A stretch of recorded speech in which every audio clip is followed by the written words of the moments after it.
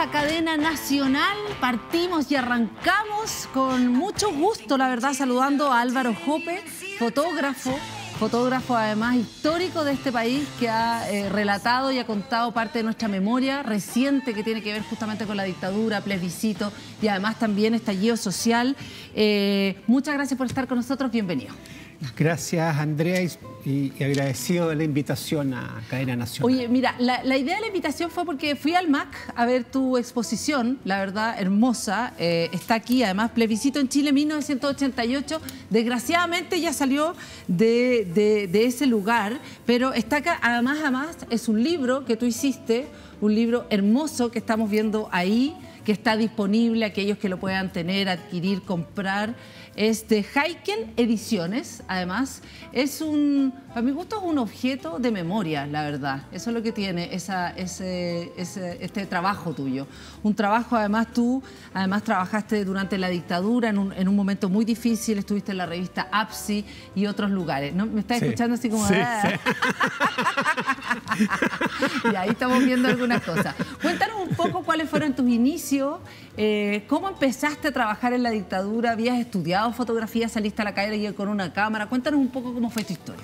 Mira, yo creo que lo más importante es la memoria. Y cuando hablo de memoria son a través de las fotografías y, en mi caso particular, autodidacta. ¿Ya? Ah, eres autodidacta. ¿Nunca estudiaste nada? No, después estudié periodismo, pero después, ¿ya? Más viejo. ¿Ya? Pero en concreto partiendo, porque piensa que son unos 30 y tantos años atrás, la calle, ¿no es cierto? La primera cámara fotográfica me costó un mundo tener una primera cámara fotográfica porque eran caras. Poca gente tenía cámaras fotográficas en ese momento que son análogas. ¿Cierto? ¿Qué edad tenías cuando empezaste a salir de la dictadura? ¿Dónde vivías? ¿En qué parte? ¿Por qué se te ocurrió salir a la calle con una cámara y de dónde sacaste la cámara también? La pasión yo creo que es muy importante, transmitirse a los jóvenes, que es la búsqueda de la pasión. Y en ese sentido, yo vivía en Bellavista, muy cerca de acá, de acá, ¿no es cierto? De acá, po. ¿Ya? Y poco a poco, pongamos, a través de un amigo que hacía fotografías, me apasionó el cuarto oscuro, ¿no es cierto? Y ahí, pum, partí. Perfecto. Y en paralelo, el teatro. Son las dos cosas. Yo trabajé con Andrés Pérez, hicimos teatro callejero y en un momento de actor pasé a ser espectador, pero activo, a través de la cámara. Ah, tú en el fondo fuiste actor con Andrés Pérez. Sí, teatro callejero. ¿Pero por qué? Porque se conocían del barrio. Vivimos juntos un tiempo. Ya, perfecto. Pero lo importante, como te digo, es con respecto a la fotografía, el hecho de encuadrar. Ya. Sí. Y la realidad son muchas realidades. Y en este caso mi pasión era empezar a fotografiar el barrio, ¿no es cierto?, por un lado. Por otro lado, la ciudad. Y mis primeras fotografías son de la calle, poco a poco, o paso a paso, como se dice hoy día, porque había la dictadura, una cosa fuerte, violenta, trágica, dramática, y en ese sentido es el miedo. Yo creo que eso es lo que me interesa a mí, que a través de este libro también se muestre el miedo que había en aquella época y la cotidianidad también. Ya, hablemos un poco de ese miedo de manera cotidiana. En el fondo, tú eres uno de los fotógrafos que de alguna manera retrató en este país y es clave para poder entender y para poder ver imágenes de esa época, ¿no? De partida, primero hablemos de cómo era salir a la calle y cuánto realmente te arriesgabas. Y cómo llegabas tú, por ejemplo, a lo que tiene que ver con las marchas, de qué manera arriesgabas tú el pellejo y los otros que salían, por qué te atreviste, cómo era. Cuéntanos un poco quizá alguna anécdota, un momento que haya sido muy particular. Claro. Una cosa que creo que es importante, tienes que pensar que entre el 73 y el 78 muy poca fotografía existe. Ya. Yo parto 78, 79, Perfecto. 80. A la vez, ahí hay un grupo que es muy importante, que es la Asociación de Fotógrafos Independientes, al cual yo participé, ¿Ya? En que había todo tipo de fotógrafos. Y en el caso particular mío siempre me interesó, por un lado, la cotidianidad y ciertos eventos políticos, culturales, situaciones, pongamos, que congelaba, como el caso de esta fotografía que estamos viendo, ¿no es cierto? Son momentos únicos y irrepetibles. Y en ese sentido es la búsqueda, por un lado, de lo que me ocurría a mí en mi interior y lo que pasaba alrededor. Esa es la búsqueda que yo creo. ¿Hay algún caso? Mira, ahí hay fotografías, digamos, de militares. Esta para mí es importante, Andrea, de transmitir en el sentido, piensa la violencia, ese hombre botado y esa policía que pasa, esos carabineros que pasan, ¿no es cierto? Y cómo transmitir el miedo, el dolor. Piensa que al fondo hay una colega, una fotógrafa, que también es otra mirada. Hay muchas miradas. Y esta es mi mirada con respecto a esta situación. Eso es lo que es la fotografía. Pero por eso cuéntanos alguna situación especial y particular que hayas vivido en ese tiempo, que es lo que decís tú, que tiene que ver con el miedo, ¿no? Mira, lo más importante en ese sentido, cuando tú hablas del miedo, es el hecho de que ciertas imágenes, ciertas palabras estaban prohibidas. Y en ese sentido, ciertos momentos en que viví yo y otros, yo creo que lo más importante son los manifestantes. Los manifestantes, digamos, que se atrevían a demostrar su ira, el sentido de injusticia, ¿no es cierto? Y el caso de esta fotografía que estamos viendo es el camino que yo tuve a mi trabajo y es mis primeras fotos, comillas, mostrando un poco a los personajes de aquella Del año época. 78, tú comenzaste a hacer fotografía del año 78, del 78 al 88. ¿Trabajaste dónde? ¿En el APSI? Sí, ahí colaboré. Al principio, digamos, llevaba las fotografías, ¿no es cierto? Habían 3 diseñadores muy importantes. Aquí estaba Carlos Altamirano, Cosiña y Ben Nazukolovich. Yo llevaba ciertas fotografías y ciertas fotografías se publicaban. Igual trabajaba en otros boletines. Pero en el fondo durante 10 años tú estuviste haciendo fotografía independiente, digamos, en la calle. Exacto. No te pagaba nadie un peso, nada. Colaborar, no. Todo esto era como ad honorem y para relatar de alguna manera el horror que estábamos viviendo y que la gente no sabía también, ¿o no? Exacto, pero por lo general hay un montón de gente que por un lado la televisión no mostraba nada, digamos, no mostraba nada. Y en ese sentido, creo yo, es el hecho de ciertas situaciones en que uno captaba y había pocos medios de comunicación. En este caso, el APSI, pongamos, era una revista internacional, pasó a ser una revista mensual, después quincenal. Y uno como colaborador iba a dejar ciertas fotografías, pero el gran material uno lo va guardando, el archivo que yo tengo. Lo guardaste. Mucho de ese material no se publicó nunca. Exacto. Acá hay fotografías conocidas y otras no. Y esta me interesa. Esta quieres hablar de esta fotografía. Sí. Veamos un poco esta fotografía. Vuelta a la democracia. ¿Para qué se repite la película? No. Esto está en el libro y en la exposición Plebiscito en Chile 1988. Háblanos de esta fotografía. Esto es Nicanor Parra. ¿Cuándo? ¿Cómo fue esta fotografía? Mira, para mí esta fotografía es muy importante en el sentido que fue una invitación, ¿no es cierto? Y me acuerdo que, no sé si fue Mauricio Redolé y otra gente fueron a una clase que hacía Nicanor en la Universidad de Chile, ¿no? Exacto, en la Escuela de Ingeniería, ¿no es cierto? Y era un set grande, ¿no es cierto? 100 personas. Y llegamos antes, porque siempre me gusta llegar antes, durante y después, y mirar, observar. Y me acuerdo que me acerqué a don Nicanor y le dije si podríamos tomar cierta fotografía. Me dijo, mire, Jope, sea invisible. Y ahí usted toma desaparezca. Exacto. Entonces, para mí, la idea mía es la fotografía y yo desaparecer en algún sentido, pero a veces hay que hablar.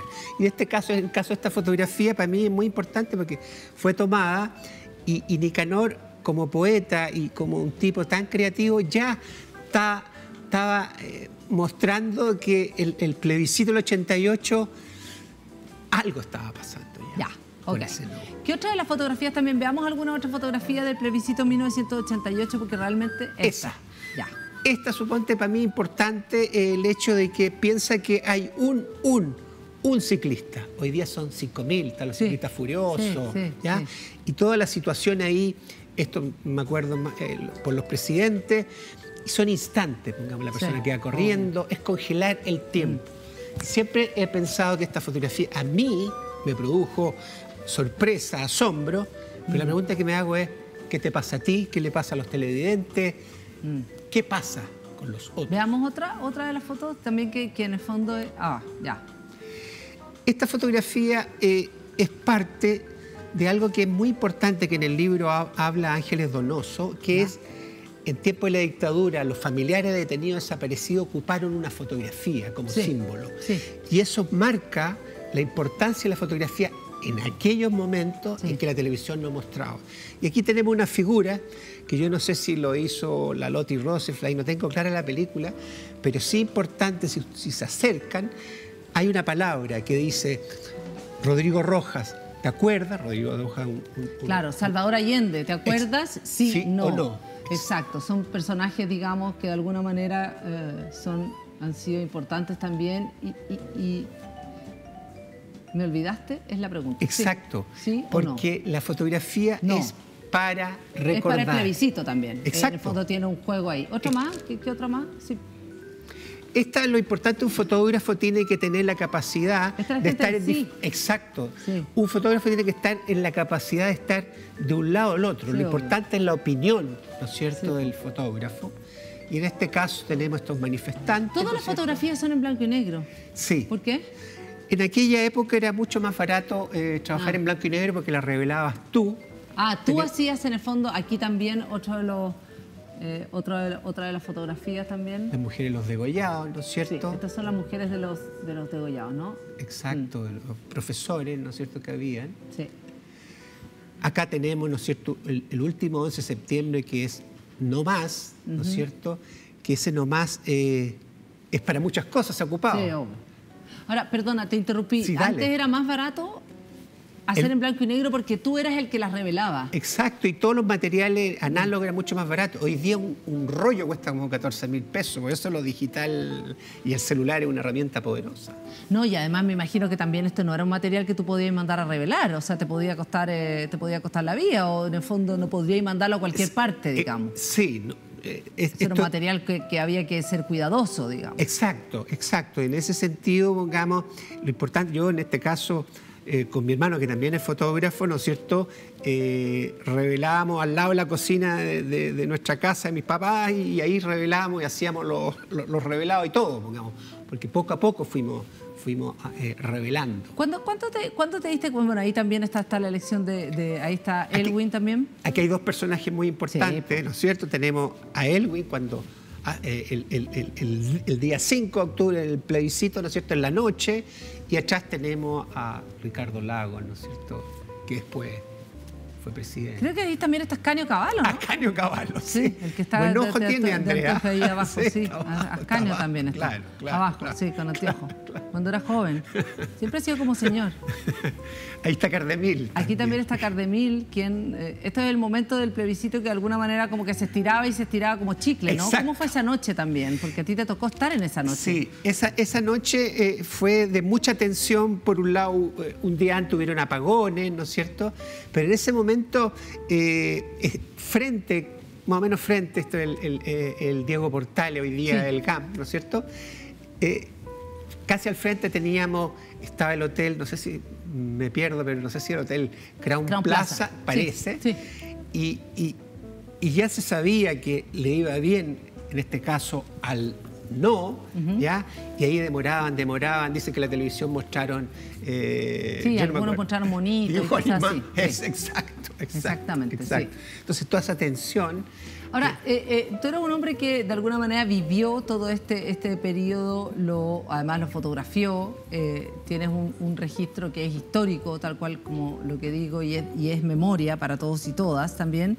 ¿Qué te pasó después con el estallido? ¿Es un momento para ti que hace también... ¿te retrotrayó a ese tiempo? ¿No tiene nada que ver con el trabajo que hiciste durante el estallido? ¿Qué te pasó ahí? Ya. Buena pregunta, Andrea. Eso casi siempre son pésimas preguntas. O son las preguntas para que los entrevistados se luzcan, lo cual los periodistas la odian. No, yo creo que lo importante en estos momentos, a mi parecer, es el 88 para mí, joven, esperanza, mucha esperanza. Ya. Yo creo que hubo una unidad, había un personaje, en este caso José Ramón Augusto Pinochet, ¿no es cierto? Era el personaje, el dictador, ¿ya? Unía. Y ese día el plebiscito en sí es alegría, esperanza.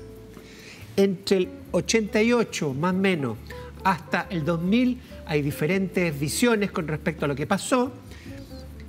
Y el estallido para mí, y revuelta, viene de antes, como una sublevación. Puede ser el 2006, el 2009, pequeñas cositas, ¿no es cierto? Después el 2002, y llegamos a ese 2019, que de repente se me borra la película, Y ese estallido y revuelta, yo creo que en mi caso, yo creo que uno intuía que venía, pero nunca de esa magnitud. No, ¿ya? Pero sí, uno lo percibía, lo intuía.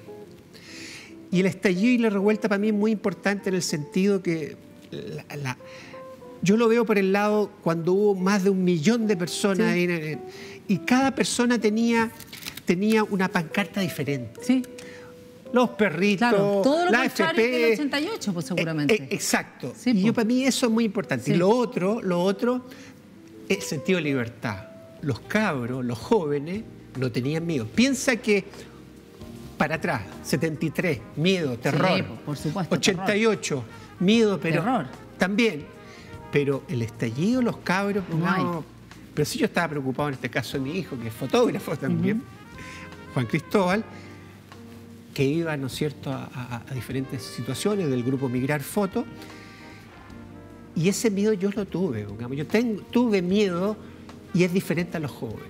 Igual yo trabajé ciertas temáticas en esos momentos. ¿En el estallido trabajaste determinadas temáticas? Ciertas ¿Qué temáticas. Es lo que buscaste en el estallido? No, en general lo que yo busqué en el estallido, sobre todo rayados, pancartas, ya ciertos murales, ¿no es cierto? Aquí está, ¿ya? En este caso es algo que yo creo que todos los fotógrafos usamos. Esta fotografía para mí es muy importante porque es una fotografía surrealista, tan enojado que hizo un cartel. Esas cosas a mí me llamaron... Eso fue lo que te llamó la atención. Exacto, exacto. Pero no tanto... no tanto la gente. Esta foto me interesa también. Chile, país del desamparo y de la desprotección, que yo creo que lo seguimos viviendo. El estallido fue eso y otras cosas, ¿me entiendes? Ahora, ¿tú cuál diferencia sentiste, digamos, de aquellos tiempos también, ¿no? Sentiste que eran tiempos, además, lo que decís tú, una cosa era el miedo. Sí. ¿Y quiénes se atrevían a estar en la calle? Porque no todo el mundo está en la calle, pues. Eso es importante también. El manifestante, digamos, estoy pensando en la dictadura poco a poco, porque si tú ves son de a poquitito, es la persona son más conscientes de la situación, quieren cambiar, quieren modificar, por un lado, la vida.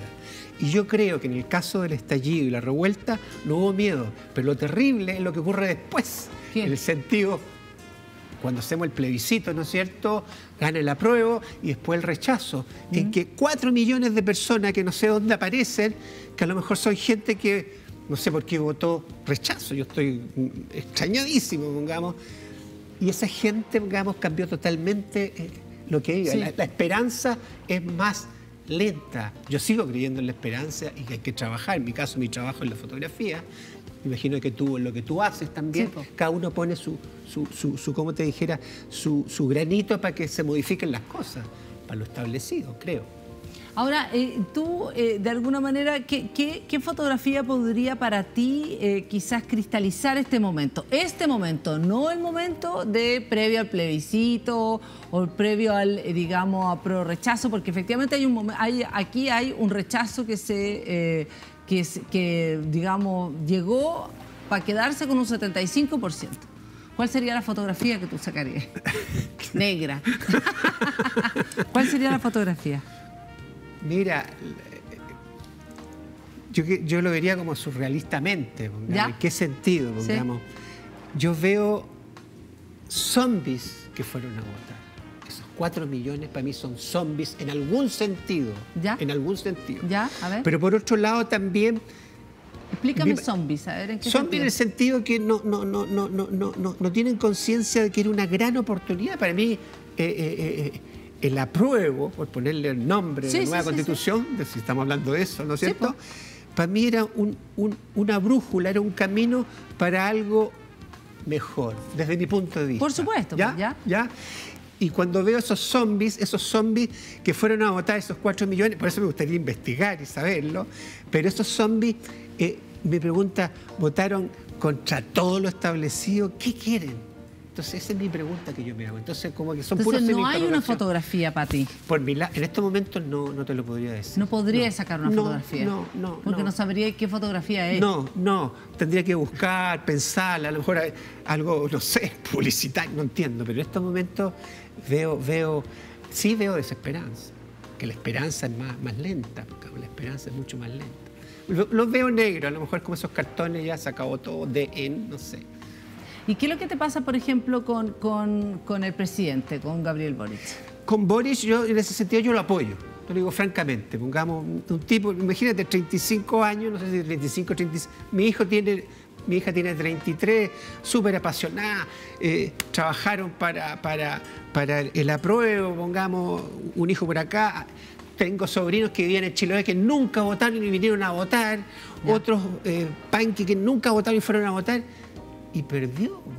Entonces, yo lo asocio en este caso para mí a los jóvenes, pongamos, yo creo que hay que modificar, y ahora todos le tiran coscacho, la izquierda, la derecha, no, es terrible. Con respecto a tu obra Plebiscito en Chile, 1988, ¿es para ti digamos, este libro que lo acabamos de mostrar también, ya lo mostramos, es para ti tu obra de alguna manera más definitiva, dirías tú?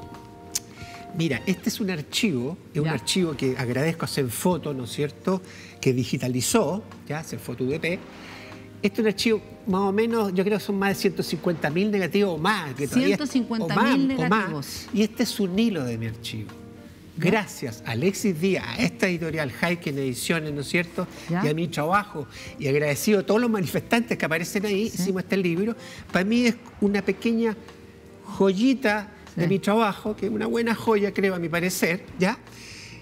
Pero es un hilo. Yo tengo otros hilos, tengo teatro callejero, tengo las fiestas, ¿no es cierto?, los Expander en los 90, después del 2000. Tengo como 20 discos duros, 50 discos duros que son digitales, que también me gustaría poder hacer otras cosas. Es súper difícil, Andrea, hacer libro. Todo lo que es cultural en Chile es dramático. Hablemos un poco porque aquí estamos mirando también el Plebiscito en Chile 1988, una obra, digamos, hermosa. A mi juicio creo que también es un documento histórico que hay que tener, no tengo muchas dudas de eso. Porque realmente aquí está como Chile de ese tiempo, ¿no?, de esa época, está tan bien reflejado. Y mencionaste rápidamente la Spandex, hablaste como de los 90. De alguna manera una suerte como o un intento que hubo, y de hecho hay en el Bellas Artes una exposición que se llama Under. Es súper buena. No sé si tú tienes material ahí. No, pero tengo cualquier material. Es como una vanguardia, un intento de vanguardia. ¿Cómo le llamarías tú a esa época ¿El destape? No sé, pero yo creo que no hubo ningún destape en este yo país, pienso ¿no? que no. El destape fue como así pequeñas pinceladas de cabros chicos. Yo creo que esa exposición del Bellas Artes, yo creo que es muy interesante ir a verla, hay que ir a verla. Pero pasaron muchas otras cosas que todavía no salen a flote. ¿Y cuál es tu, después del 98, el 90 parte la democracia, tú has sido crítico con respecto a la transición? No. ¿Qué pasó contigo en la transición en términos de sentirse parte de este Chile, la alegría ya viene? ¿Qué pasó con eso? Mira, en general, con respecto a eso, yo creo que los contextos históricos y políticos son muy importantes. Pasar de una dictadura a una democracia con todos los muertos, desaparecidos, ejecutados políticos, por favor, no tenemos que volver para atrás. Lo que sí, lo interesante de ese momento es sentir unidad, la palabra solidaridad, algo colectivo. Del 90 para adelante, cada uno se aprieta el zapato como puede, ¿no es cierto? El individualismo, eso fue terrible. Todo lo que fue derecho humano en los colegios como que nos habló. Digamos, yo me acuerdo en el colegio de mi hijo como que no éramos pájaros raros, digamos, si hablábamos de ¿me entiendes? Entonces, en ese sentido yo creo que el estallido y revuelta viene a consecuencia de eso. Y es, en el fondo, de ese oasis que se hablaba, no es real. No, exactamente. Es de unos poquitos nomás, creo. Álvaro, tú también conociste también a Pedro Lemebel. Sí.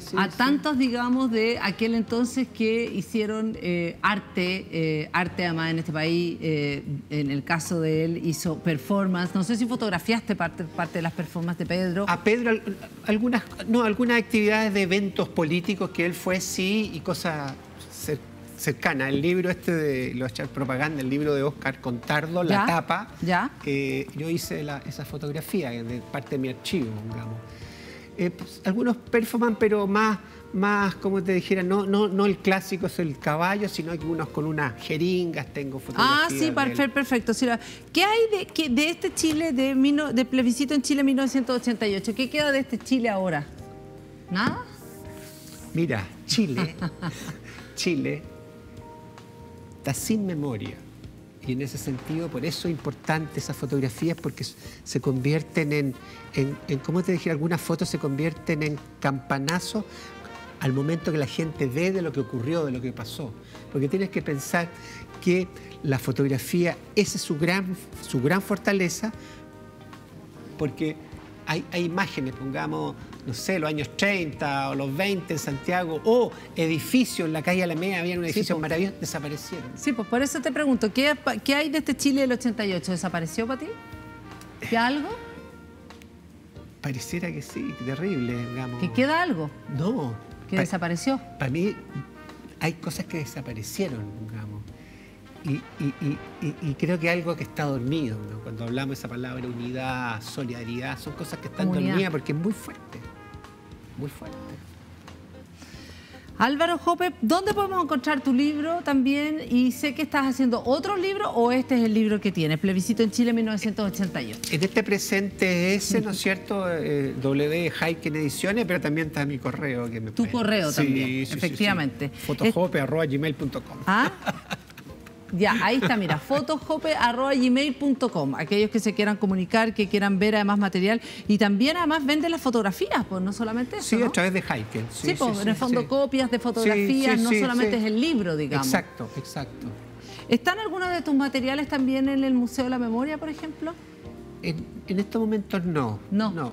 ¿No tenés material ahí? No. ¿Todo tu material lo tenés tú? Ya, entonces el archivo de Jope, ¿de quién es el archivo? ¿Lo vas a heredar? ¿Qué vas a hacer con ese archivo? ¿Lo vas a donar? A mí me encantaría, tú tienes que pensar que un fotógrafo, pongamos, toda su vida trabaja y vive el archivo, pongamos. En estos momentos a un fotógrafo de 66 años, ¿ya? No lo llaman, ahí uno tiene diferentes trabajos. El archivo es como la jubilación, entre comillas, y uno sigue trabajando porque la pasión, como te digo, es muy importante, la pasión de observar, mirar. O sea, tu trabajo está en películas, tu trabajo está en montones de documentales, te llaman también para, en el fondo, portadas de libros, etcétera, etcétera. O sea, todo ese archivo de alguna manera va encontrando otras rutas, eso es. Me encanta que las fotografías aparezcan en películas, ¿no es cierto?, en documentales. Pero imagínate cuando no estés, ¿qué te gustaría que pasara con ese archivo? Me gustaría que el Estado lo compre, claro. Yo creo que el Estado no te la vas a querer comprar. Vas a tener que pensar en donarlo a una universidad, te quiero decir. Álvaro Jope, fotógrafo. Álvaro Jope Guíñez, para que no se confunda, porque también está el hijo, qué sé yo, Plebiscito en Chile 1988, una tremenda obra. Muchas gracias por estar con nosotros. Gracias por venir a Cadena Nacional. A ti, muchas gracias. Y nosotros nos vamos a una pausa, veamos antes lo que tiene para decirnos WOM y seguimos, por supuesto, aquí con más Cadena Nacional. Estás en Vía X.